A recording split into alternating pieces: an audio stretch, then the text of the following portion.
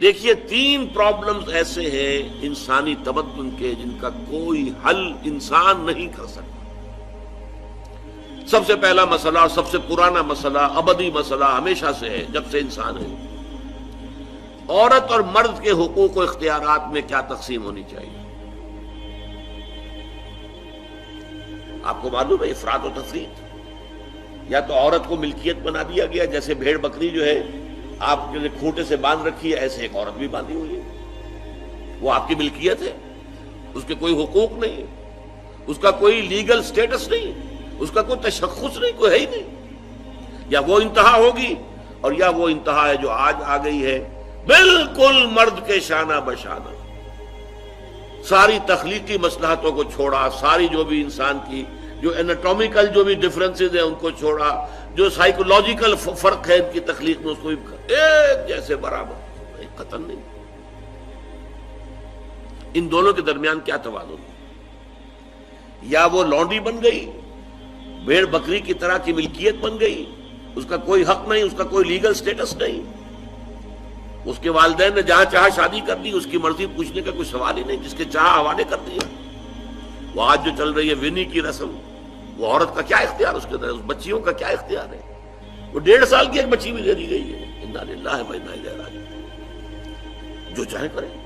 یہ تو ایک انتہا ہے۔ دوسری انتہا بالکل برابر، نتیجہ کیا نکلا ہے؟ بالکل برابر میں خاندانی نظام برباد ہو گیا، اس لیے کہ ایک ادارے کے 2 سربراہ برابر اختیار والے نہیں ہو سکتے۔ کسی محکمے کے 2 ڈائریکٹر ہو سکتے ہیں، کسی فرم کے مینیجنگ ڈائریکٹر 2 ہو سکتے ہیں، ڈائریکٹر 10 بنا لیں آپ، مینیجنگ ڈائریکٹر 1 ہوگا، کسی فرم کا چیئرمین 1 ہوگا، 2 نہیں ہو سکتے کسی بھی ادارے کے۔ اگر 2 بنا دیں گے فساد ہوگا، جھگڑا ہوگا، ان دونوں کے درمیان رسا کشی ہوگی۔ یہی تو ہمارا سب سے بڑا مسئلہ بنا ہوا ہے۔ پاکستان کا مسئلہ کیا ہے؟ ہم نے پارلیمانی نظام اختیار کیا ہوا ہے، انتہائی بیہودہ نظام، غیر منطقی نظام۔ آپ نے 2 بڑی بڑی سیٹس کریٹ کر دی، ایک ہیڈ آف دی اسٹیٹ ہے، ایک ہیڈ آف دی گورنمنٹ ہے۔ اب ان دونوں کے درمیان حقوق اور فرائض اور اختیارات کا کیا تقسیم ہوگی؟ ہو ہی نہیں سکتی۔ یا سارا کچھ صدر کے پاس جائے گا اور وزیر اعظم جو ہے وہ جونیجو کی مانند وزیر اعظم بن جائے گا، یا سارا کچھ وزیر اعظم کے ہاتھ میں ہوگا اور صدر جو ہے چودھری فضل الہی بن جائے گا، کہ جس کو وہاں ان کی دیواروں پر لکھا گیا تھا رہا کرو انہیں، چودھری فضل الہی کو رہا کرو، یہی ہوگا۔ تو ایک گھر کے 2 جو ہیں 2 سربراہ نہیں ہو سکتے، خاندانی ادارہ تباہ ہو چکا ہے۔ اور جیسے کہ یہ آپ کو کہاوت ہے کہ جس بلی کی دم کٹ جائے وہ چاہتی ہے کہ تمام بلیوں کی دمیں کٹ جائیں۔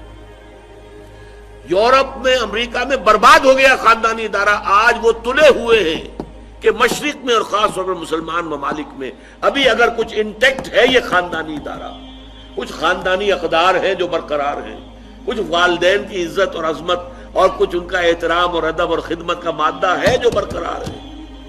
چاہتے ہیں کہ ختم ہو جائے، تباہ و برباد ہو جائے۔ والدین بوڑھے ہو گئے تو پھینکو ان کو اولڈ ایج ہاؤسز کے اندر، اولڈ ہاؤسز میں، گھر میں کائے کو رکھنا ہے؟ نوجوان جوڑا ہے، اس کے خامخواہ ان کی خواہشات اور ان کے معمولات میں بیچ میں آڑے آنا۔ بوڑھی ماں جو ہے بولے بغیر رہے گی نہیں، دنگا فساد ہوگا تو رکھو اس کو وہاں پر اولڈ ہاؤس کے اندر، اللہ اللہ خیر سمجھ۔ یہ ہے اصل میں مسئلہ۔ اب عورت اور مرد کے درمیان کیا توازن ہو، انسان نہیں سوچ سکتا۔ دیکھیے انسان یا مرد ہوگا یا عورت ہوگی۔ مرد سوچے گا تو وہ اپنے اعتبار سے سوچے گا، عورت کی نفسیات کیا ہے، عورت کے احساسات کیا ہیں، اس کو کیا پتا۔ عورت سوچے گی تو اپنے اعتبار سے سوچے گی، مرد کے احساسات کیا ہوتے ہیں، مرد کی نفسیات کیا ہوتی ہے، اسے کیا پتا۔ لہذا یا ادھر کا ہوگا یا ادھر کا معاملہ ہوگا۔ ایک ہی ذات دے سکتی ہے آپ کو نظام، جو مرد کی بھی خالق ہے عورت کی بھی خالق ہے، اسی نے بنایا دونوں کو، اور دونوں ہی اس کے لیے اولاد کے مانند ہیں۔ یہ حدیث نبوی کا ترجمہ کر کے بتا رہا ہوں آپ کو۔ حضور نے فرمایا الخلق عیال اللہ، یہ خلق جو ہے مخلوق ہے، یہ اللہ کے کنبے کے مانند ہے۔ تو مرد بھی اللہ کے اس کنبے میں شامل ہے، عورتیں بھی شامل ہے. اس نے نظام دیا، شادی بیاہ کے یہ قوانین ہونے چاہیے، طلاق وغیرہ کا یہ مسئلہ ہونا چاہیے. یہ سارا ضابطہ جو دیا ہے وہ اس لیے دیا ہے کہ یہ انسان اپنے ذہن سے نہیں سوچ سکتا. آج تباہی آ گئی ہے مغرب کے اندر، شادی کرنا ہی نہیں چاہتے. We are living together. شادی کریں گے تو نتیجہ پتہ ہے کیا نکلتا ہے؟ آپ نے اپنی بیوی کو طلاق دی، سب سے پہلے تو یہ کہ آدھی پوری آپ کی جو ملکیت ہے اس کا آدھا حصہ دے دی ہے اسے. نمبر 2، گھر اگر آپ کا اپنا ہے تو اس میں بیوی رہے گی، آپ نکل جائیے گا.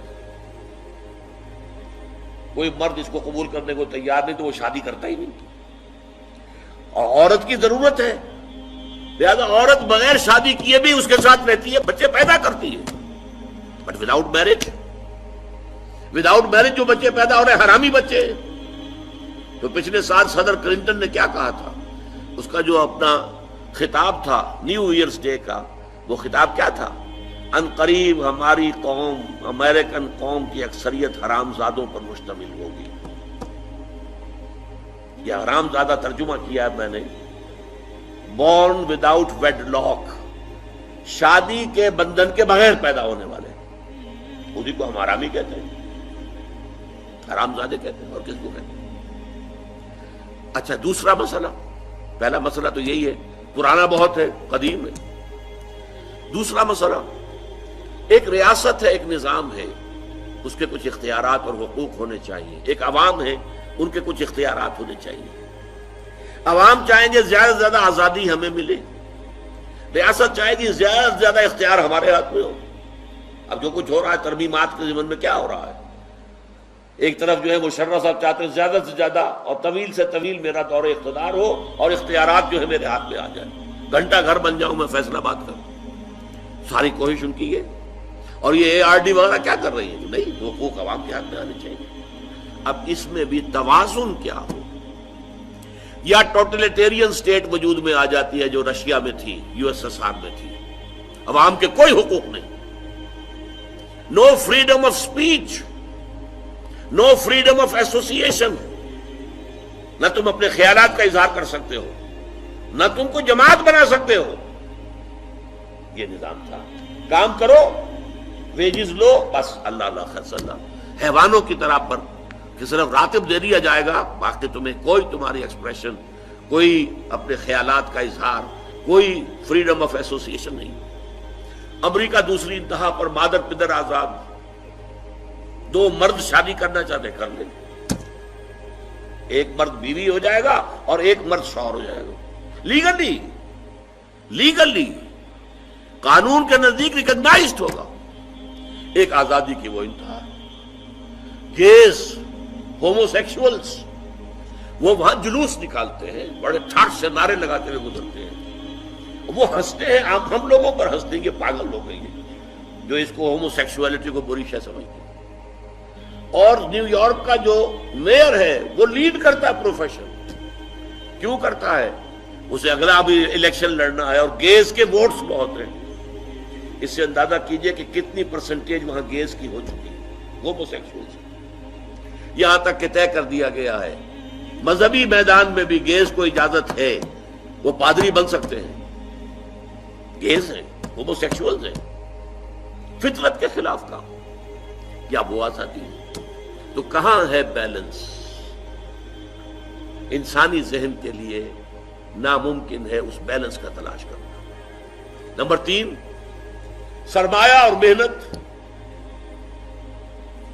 پروڈکشن جو بھی ہوتی ہے 2 چیزوں سے ہوگی. سرمایہ دار تھا، اس نے کارخانہ لگایا ہے، اتنے کروڑ روپے لگا دیے ہیں، یہ کیا ہے، وہ کیا ہے، یہ سرمایہ ہے. لیکن وہ کیا کر لے گا اکیلا؟ 10,000 آدمی کام کر رہا ہے، لیبر ہے. اب جو کچھ بھی بن رہا ہے، جو پروڈکٹ بن رہا ہے اور جو اس سے آمدنی ہو رہی ہے، اس میں دونوں کے حصہ ہے، لیبر کا بھی حصہ ہے اور سرمایہ کا بھی حصہ ہے. لیکن منافع میں کتنا حصہ سرمایہ کا ہوگا، کتنا لیبر کا ہوگا، کون طے کرے گا؟ یا تو سرمایہ داری بن جائے گی، سب میں تو آپ کو 10 روپے دے سکتا ہوں ڈیلی ویج، منظور ہے تو کام کیجئے ورنہ چاہیے دفع ہو جائے گی. اور بہت سے آپ کے بھائی موجود ہیں جو 10 روپے پر کام کرنے کے لیے تیار ہو جائیں گے. ساری دولت سمٹ کر جا رہی ہے کارخانے دار کے ہاتھ میں۔ کیپٹلزم جو کیپٹل ہے، جو سرمایہ ہے، اصل جو ہے دولت اسی کی طرف، روپے کو روپیہ کھینچتا ہے، پیسے کو پیسہ کھینچتا ہے۔ لہذا امریکہ میں آپ کو ایسے لوگ مل جائیں گے جنہیں اپنی دولت کا اندازہ نہیں ہے کہ کتنی دولت ان کے پاس ہے، بلینز آف ڈالر کا ایک ایک چیک لکھ سکتے ہیں، اور یہودی ہے وہ۔ دوسری طرف امریکہ میں آپ کو گھیٹوز مل جائیں گے، گھیٹوز، اور ایک ہی جزیرہ ہے مینہٹن، کوئی 11 میل لمبا ہے، چوڑائی کہیں 2-3 میل ہے، کہیں ذرا زیادہ ہے۔ اس کے ساؤتھ میں جہاں یہ 2 بڑے بلڈنگیں کھڑی تھی جو گرائی ہیں، جو بھی تھے دہشت گرد، یہاں پر یہ اس کا ریچسٹ حصہ ہے، پوری دنیا کی دولت یہاں جمع ہے، سارے بینک وہاں ہیں۔ اور اسی جزیرے کے شمالی علاقے کے اندر گھیٹوز ہیں، افرو امریکنز، کالے امریکی، یوں سمجھیے کہ سب ہیومن لیول پر رہ رہے ہیں، حیوانوں کی طرح زندگی گزار رہے ہیں۔ یہ ڈسپیرٹی نظر آ جائے گا۔ تو اب عدل و انصاف کی کیا شکل ہو؟ یا وہ ہے جو رشیا میں اور USSR میں تھا، یا یہ ہے جو امریکہ میں اور اس کے الائز کے اندر ہے۔ یہ ہے وہ مسئلہ جہاں انسان ہاتھ جوڑ کر، گھٹنے ٹیک کر اللہ سے دعا کرنے پر مجبور ہے، اے اللہ تو نے مجھے فطرت سلیمہ بخشی، اے اللہ تو نے مجھے عقل سلیم سے نوازا، اے اللہ میں نے تجھے پہچان لیا کہ کل شکر اور کل ثنا کا مستحق تو ہی ہے، اے اللہ میں نے تجھے پہچان لیا کہ تو تمام جہانوں کا پروردگار اور مالک ہے، اے اللہ میں نے تجھے پہچان لیا جزا و سزا کے دن کا مالک و مختار مطلق تو ہے، اے اللہ میں نے طے کر لیا ہے تیری ہی بندگی کرتا ہوں اور کروں گا، اور تو ہی سے مدد چاہتا رہوں گا، لیکن اے اللہ میں مجبور ہوں، میری عقل جو ہے میرا ساتھ نہیں دیتی، کروں کیا، چلوں کس راستے پر، کون سے راستے پر؟ یہ عملی حصہ ہے دین کا، وہ سارا تھا فکری، نظری، ایمانی حصہ، الحمدللہ رب العالمین الرحمن الرحیم مالک یوم الدین، یہ کیا ہے؟ یہ ایمانی، فکری، نظریاتی حصہ ہے۔ عملی حصہ کیا؟ اہدنا الصراط المستقیم، ہمیں سیدھے راستے کی ہدایت بخش، صراط الذین انعمت علیہم، راستہ ان کا جن پر تیرا انعام ہوا، تیرے پسندیدہ بندے جو ہوئے، غیر المغضوب علیہم، جو مغضوب علیہم نہیں ہوئے، ان پر تیرا غضب نہیں آیا، غصہ نہیں آیا، ولا الضالین، اور نہ ہی وہ سیدھے راستے سے پٹ گئے۔ یہ ہے سورہ فاتحہ کا مقام۔ گویا کہ اصل میں یہاں پر قرآن مجید، اس کے اصل مخاطب کون ہے؟ وہ سلیم الفطرت لوگ، وہ سلیم العقل لوگ، جنہیں قرآن کہیں کہتا ہے الذین یعقلون، کہیں کہتا ہے الذین یفقہون، کہیں کہتا ہے اولو الالباب، ہوش مند لوگ۔ یہ وہ لوگ ہیں کہ قرآن مجید اصل میں ان سے مخاطب ہے، اور وہ خود سفر طے کر کے اللہ کی ذات تک، معرفت خداوندی تک تو پہنچ گئے ہیں، لیکن اب عملی زندگی کے اندر رہنمائی کے لیے درخواست کر رہے ہیں، اہدنا الصراط المستقیم صراط الذین انعمت علیہم غیر المغضوب علیہم ولا الضالین۔ یہی وجہ ہے کہ فوراً سورہ بقرہ شروع ہوتی ہے، الف لام میم ذالک الکتاب لا ریب فیہ ھدی للمتقین، یہ ہدایت ہم تمہیں دے رہے ہیں۔ یہ قرآن جواب ہے اس دعا کا، اہدنا الصراط المستقیم صراط الذین انعمت علیہم غیر المغضوب علیہم ولا الضالین، آمین یا رب العالمین۔